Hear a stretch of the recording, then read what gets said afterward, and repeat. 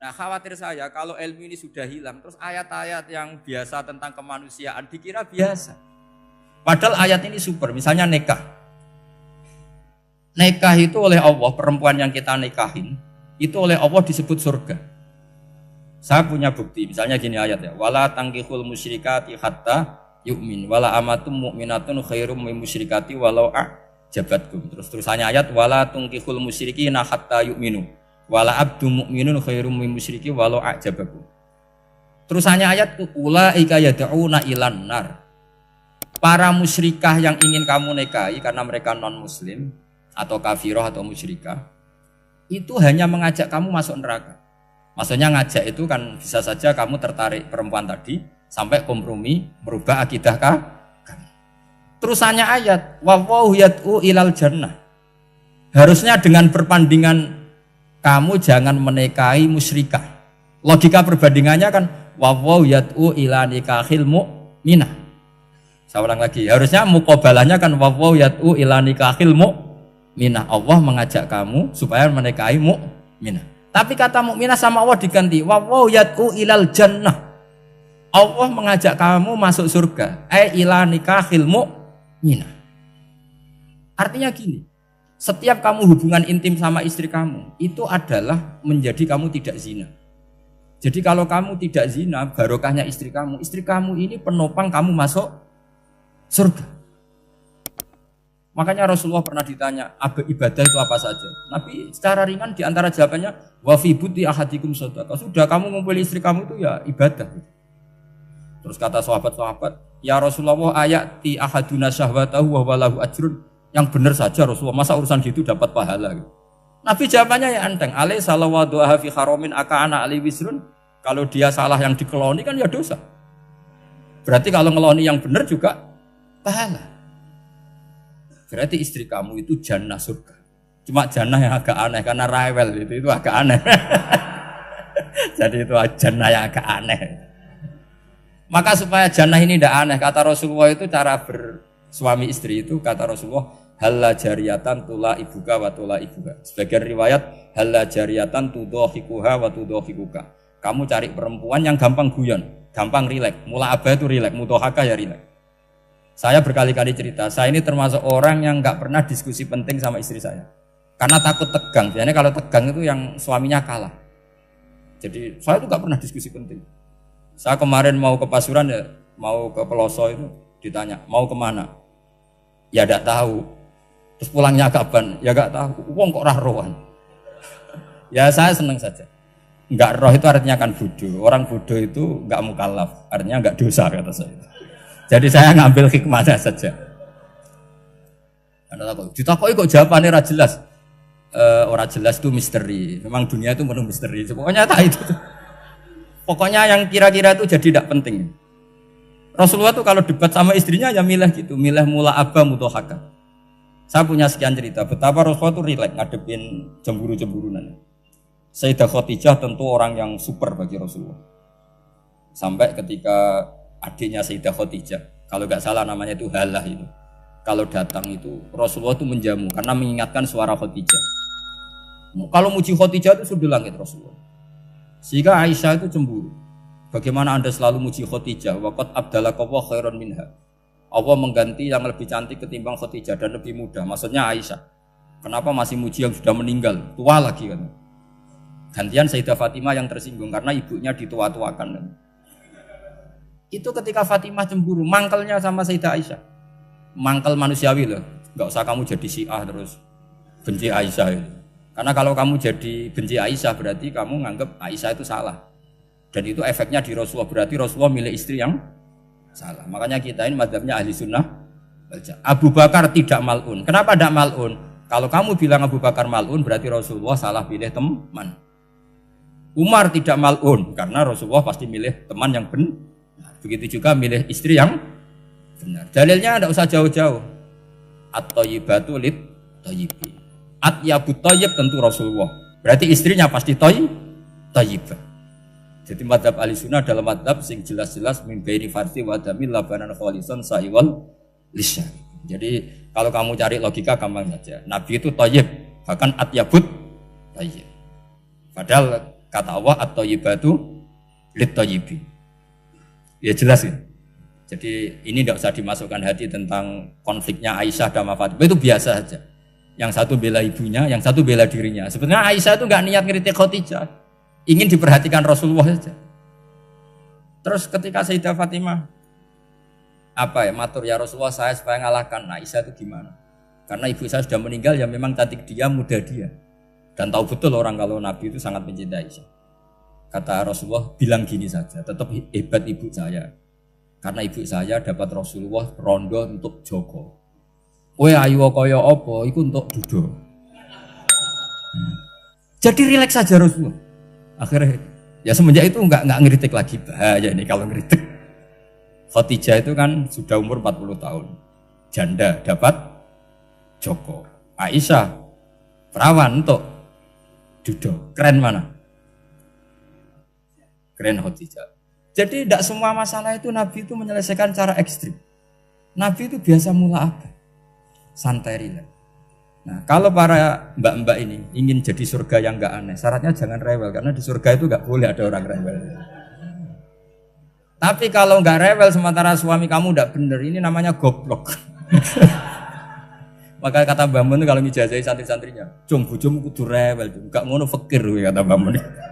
Tapi santri yang di belakang gremeng. Iya bah, nak fakir, nak jantungan mati. Makanya sering itu. Jadi di antara ulumil Quran itu ada istilah maudhi'ul mudmar mengganti maudhi'ud dhamir atau maudhi'ul lafzi menggantikan lafdan akhar. Itu memang agak jadi medhi ilmu tafsir. Tapi bagi pelakunya itu menjadi gampang. Ya tadi, ketika Allah melarang nikah hal musyrikah, saya ulang lagi. Ketika Allah melarang nikah hal musyrikah, normalnya perbandingannya kan wallahu yad'u ila nikahil mu'minah. Tapi sama Allah digenti, wallahu yad'u ilal jannah. Itu menunjukkan bahwa nikahul mu'minah adalah al jannah. Karena kamu hubungan intim ya ibadah.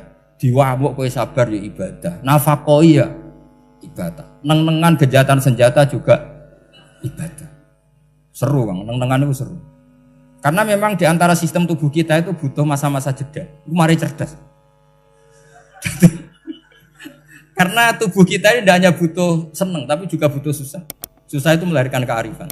Jajal bojomu tahu minggat, mesti kearifan kamu meningkat. Jadi minggat itu ya penting. Nikmati saja. Loh, ini saya nggak ngajari keburukan. Memang seperti itu. Nah, saya berharap ilmu usul fikih ini tidak boleh hilang. Karena dengan ilmu usul fikih kita tahu mubah adalah tarkul haram dan tarkul haram adalah wajib. Maka Allah sering sekali membicarakan sesuatu yang mubah itu superior. Kayak tadi wa min ayatihi manamukum billaili wan. Nah, termasuk ayatnya Allah adalah kami itu tidur. Cara berpikir tadi, kalau saya tidak tidur sakit, kalau sakit habis biaya banyak. Sementara tidur hanya butuh seperti ini. Betapa baiknya Allah dengan tidur bisa menjaga kesehatan yang kalau tidak dijaga berbiaya tinggi. Berarti hadan naumul ibadah. Terus ulama bilang tidur itu ibadah kalau niatnya litaqawi alal ibadah. Tapi nak wae blojo turu lah itu sing masalah. Tapi tentu ilmu itu ada pembanding. Sekarang ketika kamu tidur itu tarkul wajib apa tarkul haram? Lah itu masalahnya. Seringnya kamu itu tarkul wajib. Wae mulang turu. Wae ngantor wong kerja turu. Lah itu tarkul haram atau tarkul wajib? Tarkul wajib. Kalau tarkul wajib berarti status tidur kamu haram. Sudah pinter ini, sudah maju ini, sudah maju. Jadi saya belajar usul fikih lagi-lagi karena untuk menjadi mufassir itu harus menguasai balaghah, menguasai usul fikih, menguasai lisanul arabi. Nah, lisanul arabi yang sering saya contohkan berkali-kali. Saya punya kitab namanya Ar-Risalah. Orisinil karangannya Imam Syafi'i. Saya baca beberapa kali khatam. Juga saya beberapa kali bacakan santri.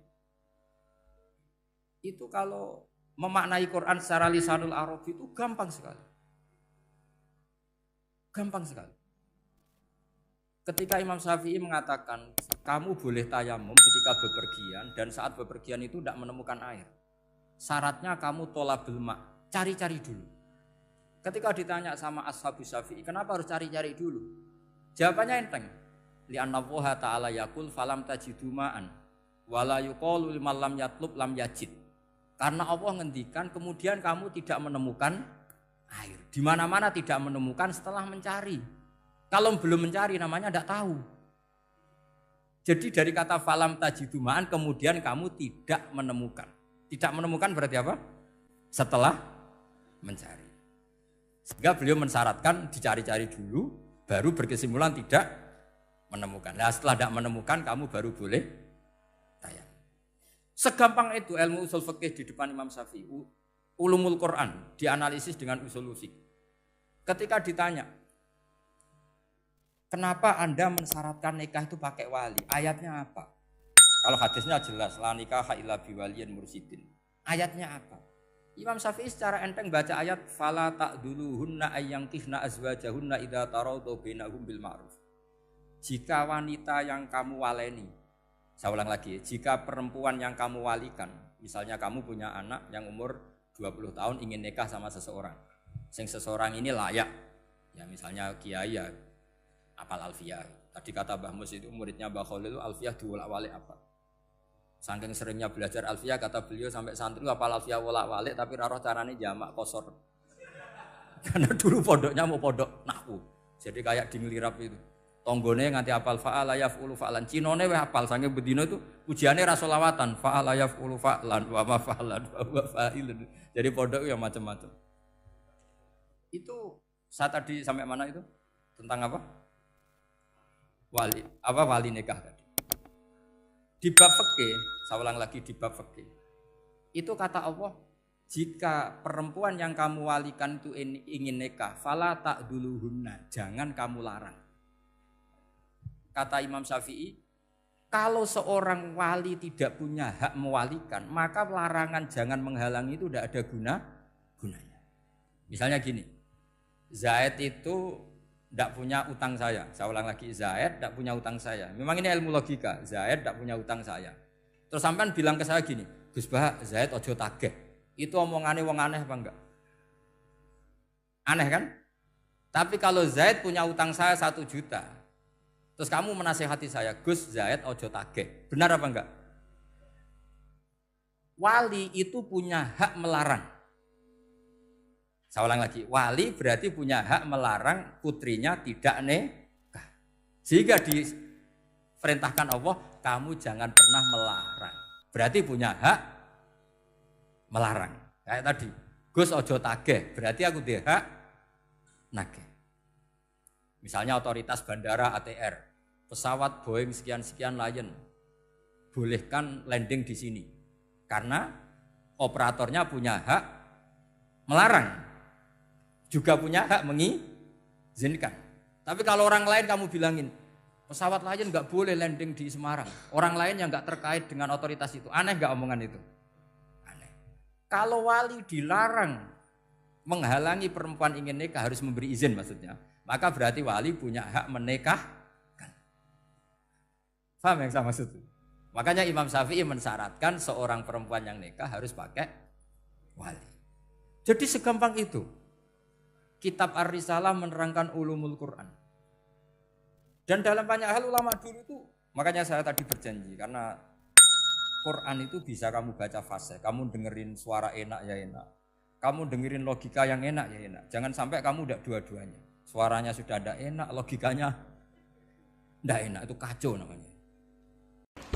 Subhanallahi wa bihamdihi adada khalqihi wa ridha nafsihi wa zinata arsyihi midada kalimatihi. Subhanallahi wa bihamdihi adada khalqihi wa ridha nafsihi wa zinata arsyihi midada kalimatihi. Subhanallahi wa bihamdihi adada khalqihi wa ridha nafsihi wa zinata arsyihi midada kalimatihi. Subhanallahi wa bihamdihi adada khalqihi wa ridha nafsihi wa zinata arsyihi midada kalimatihi. Subhanallahi wa bihamdihi adada khalqihi wa ridha nafsihi wa zinata arsyihi midada kalimatihi.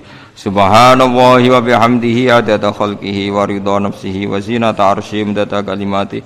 Subhanallahi wa bihamdihi adada khalqihi wa ridha nafsihi wa zinata arsyihi midada kalimatihi.